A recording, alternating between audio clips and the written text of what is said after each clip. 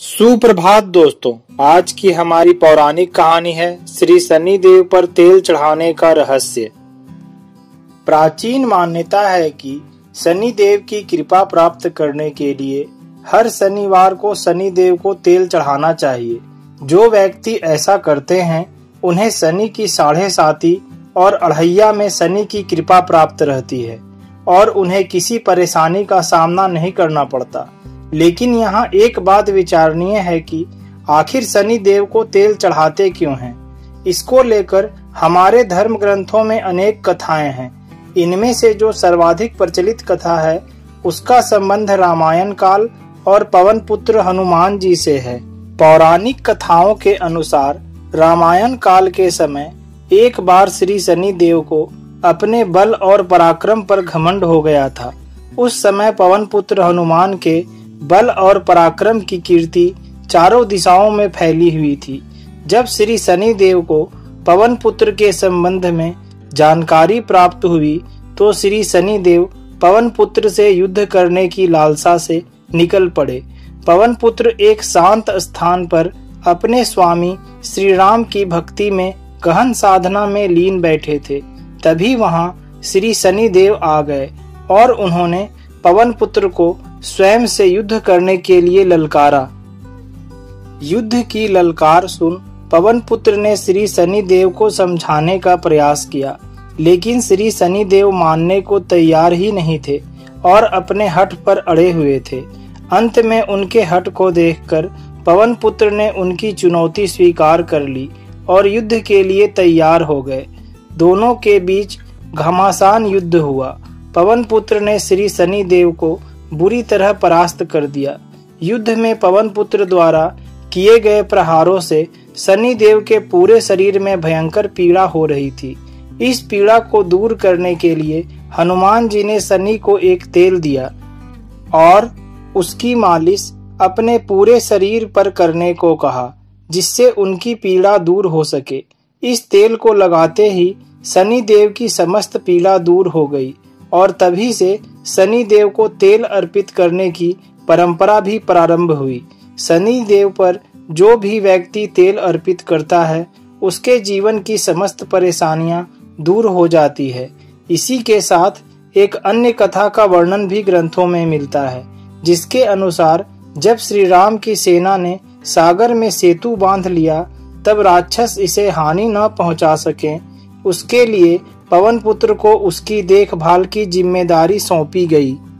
जब पवन पुत्र शाम के समय अपने इष्ट देव श्री राम के ध्यान में मग्न थे, तभी सूर्य पुत्र श्री शनि देव ने एक विकराल रूप धारण कर क्रोधपूर्ण वाणी में कहा, हे वानर, मैं देवताओं में सबसे शक्तिशाली शनि हूँ।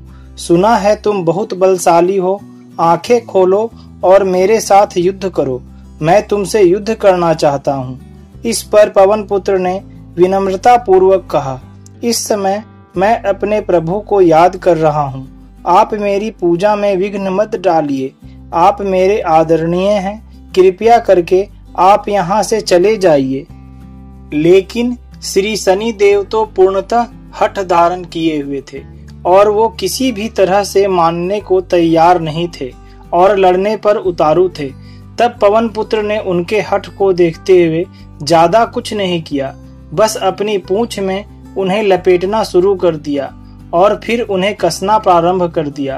अब श्री शनि देव जितना ज्यादा पूंछ से छूटने के लिए जोर लगाते, वह उन्हें और भी ज्यादा कसता जाता और अब वे इस पीड़ा से व्याकुल होने लगे।